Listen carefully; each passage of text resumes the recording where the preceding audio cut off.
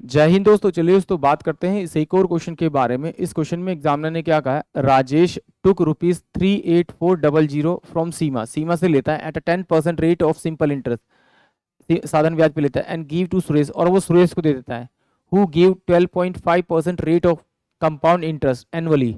If Rajesh give money to Suresh for 3 year and return to Seema immediately, find the profit of Rajesh. यानी कि राजेश ने क्या किया, 10% से 10% की रेट ऑफ इंटरेस्ट पे, सिंपल इंटरेस्ट पे सीमा से 38,400 रुपये लिए, और उसने तुरंत उसको सुरेश को दे दिए, और सुरेश को जो दिए वो कंपाउंड इंटरेस्ट पे दिए, और जो रेट ऑफ इंटरेस्ट लिया वो 12.5% रेट ऑफ इंटरेस्ट लिया।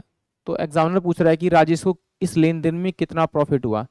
तो चलिए देखते हैं इस क्वेश्चन को। पहले हम लोग क्या करते हैं, 38400 मुझे ये अमाउंट दे रखा है, इसका हम निकाल लेते हैं सिंपल इंटरेस्ट। तो 10/100 है, ऐसे मैं 1/10 से ही मल्टीप्लाई करता था, इंटू में 3 ईयर, इससे मेरा ये दोनों जीरो कटे, तो 4 3 बार 8 24 1 25, 3 3 9 11, यानी 11,520 रुपये उसे वापस करने हैं सीमा को एज ए इंटरेस्ट।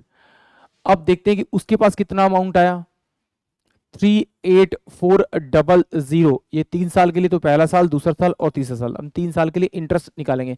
या हम ऐसे भी कर सकते हैं 331, मैंने ऑलरेडी बताया हुआ है पहली वीडियो में, इतना खुल के ना करके आप डायरेक्ट भी कर सकते हैं। चलिए, तो 12.5 को जब हम खोलेंगे तो ये 125 बाय में कितना आ जाएगा आपका 1000 आ जाएगा, यानी कि ये कितना हो जाएगा 125 इंटू 125 अट्ठे, ये कितना होगा 1000, यानी 1/8।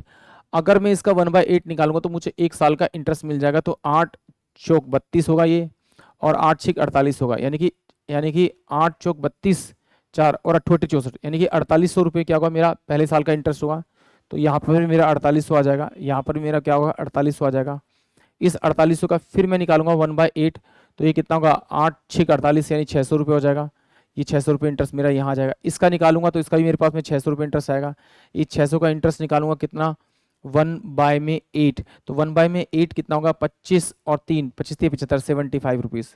ठीक है, अब टोटल इंटरेस्ट कितना करना है, उसे वापस इतना करना है, तो इतना करना है, तो मैं इन तीनों को ऐड कर लेता हूँ। तो यानी कि कितना आएगा मेरे पास 0 0 8 3 24 का 4 हासिल लगी 2, 4 3 12 13 14। तो इसमें से अगर मैं माइनस करूँ 1511520, तो डिफरेंस मेरे पास 0 आएगा, 8 आएगा। तो ये कितना 8 5 13 13, और ये कितना बचेगा मेरे पास में, 3 में से 1 गया तो मेरे पास 2 बचेगा, यानी कि 2880। ये मेरे पास क्या इंटरेस्ट देने के बाद ये तो अमाउंट बचा, बाकी ये भी तो बचा 36 1800, ये 1800 में जोड़ लेते हैं आप, और ये 75 जोड़ लेते हैं, तो ये 5 आएगा। तो ये 7 7 14 15, 8 8 16 17 और 4, यानी कि 4755 रुपीज़ का उसे प्रॉफिट होगा। यानी कि ऑप्शन जो डी होगा वो इस क्वेश्चन के लिए करेक्ट होगा। एक बार फिर देखते हैं, समझते हैं एग्जामिनर ने क्या कहा। उसने कहा कि भाई राजेश जो है उसने क्या लिया, 38,400 रुपये उधार लिए, किससे लिए, आपके सीमा से लिए, और 10% पे लिए सिंपल इंटरेस्ट पे। तो मैंने सिंपल इंटरेस्ट निकाल दिया, तो कितना है 11,520 रुपये उसे वापस करने हैं सीमा को, कितने साल में, 3 साल में।